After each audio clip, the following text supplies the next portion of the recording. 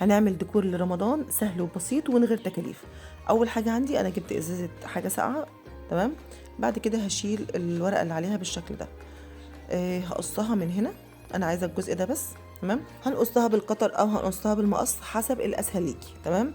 بعد كده هتنيها بالشكل ده كده، وهدوس عليها بالمقص كده عشان تحدد لي الجزء ده، تمام.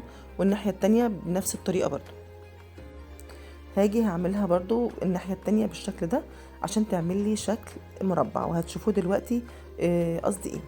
دوست برضو عليها بالمقص بالشكل ده وعملت لي المربع ده كده، تمام.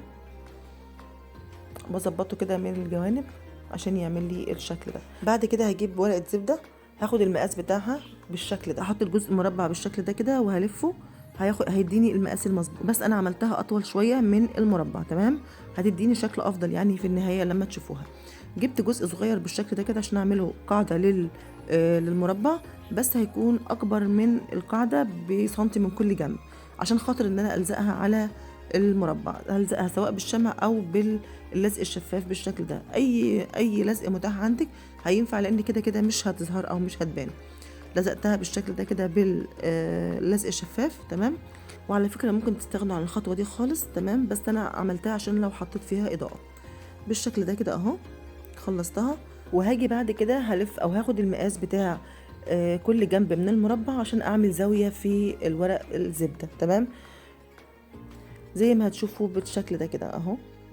هاخد المقاس بتاع يعني كل ضلع من المربع كده وهتنيها بالشكل ده عشان اعمل بس زاوية في كل جنب يعني، تمام.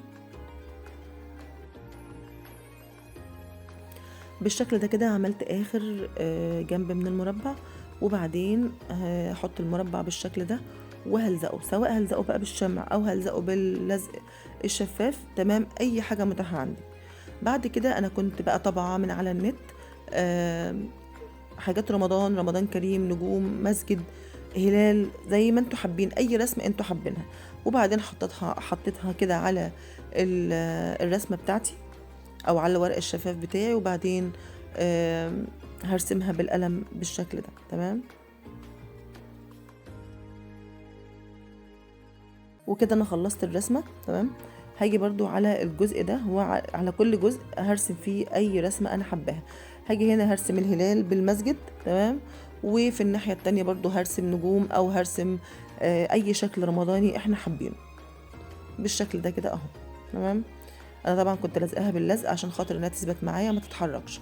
بعد كده هاجي بقى باي قلم الوان او قلم اسود هحددها بالشكل ده كده اهو، وهلزقها على المربع بالشكل ده. زي ما قلت لكم هنلزقها بالسولوتيب او بالشمع، اي نوع لزقه عندك متاح هتلزقيها بيه، تمام.